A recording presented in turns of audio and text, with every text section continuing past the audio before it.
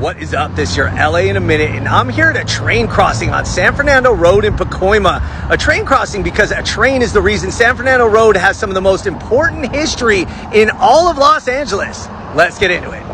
In 1876, Southern Pacific completed the railroad line that would connect the major metropolis on the West Coast, San Francisco, with the lawless, dusty, and agricultural Los Angeles. Well, the way to enter it was from the north through San Fernando, and that's what became San Fernando Road. When they built the railroad and eventually San Fernando Road, they used the natural contours of this tributary of the Los Angeles River, which is now known today as the Pacoima Wash. In the 1860s, Los Angeles was about to embark on its first period of substantial growth, and it was clear that the city could not properly develop without a vastly improved transportation network, including a railroad. Now, the Los Angeles-San Pedro Railroad was completed in 1869, and that was the important first step in positioning Los Angeles to become the economic hub of the American Southwest.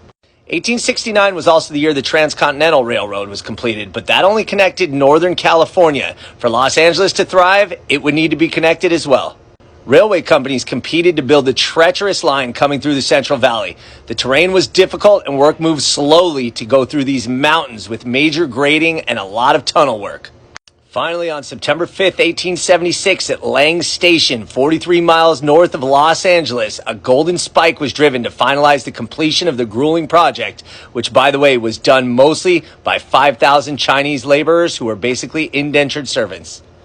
When the train pulled into the San Fernando station, Senator Charles McClay met the train and extolled the virtues of the San Fernando Valley as a continuous bouquet, flowers of every variety blooming on both sides of the road. This picture, by the way, is the San Fernando Depot taken in 1892, which was the genesis of San Fernando Road. Towns began to form along the railway line in what is now San Fernando Road, including this town, Roberts, which is now known as Sun Valley. At the turn of the century, the area was considered one of the 5 healthiest places to live in the United States. With increased accessibility because of the railroad, San Fernando land parcels began to be sold off to families coming into the area. The road was first paved in 1910. By 1926, it was assigned as U.S. Route 99, also known as the Golden State Highway and the Main Street of California.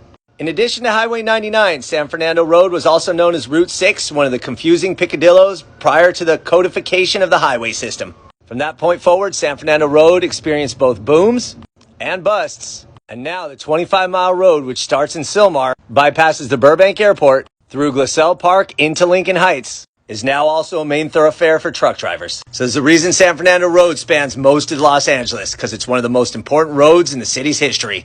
All right, LA, it's been a minute.